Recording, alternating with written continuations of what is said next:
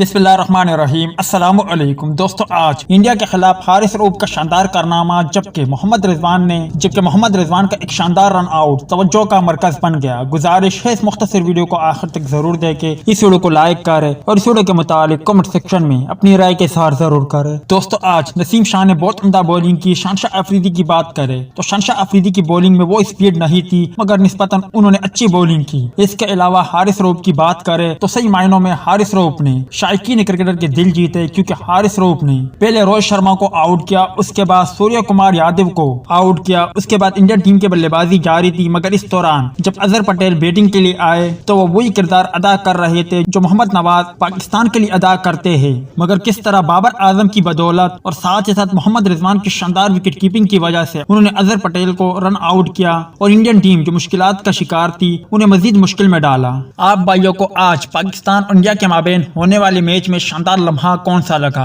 नसीम शाह हारिस रऊफ की बॉलिंग, या फिर शहनशाह अफरीदी की बॉलिंग, या चाचे इफ्तिखार अहमद की तूफानी बल्लेबाजी, या फिर चाचे इफ्तिखार अहमद का शानदार कैच, या इसके अलावा जो मोहम्मद रिजवान ने रन आउट किया अजहर पटेल को, वो कमेंट सेक्शन में लाजमी तौर पर बताएं।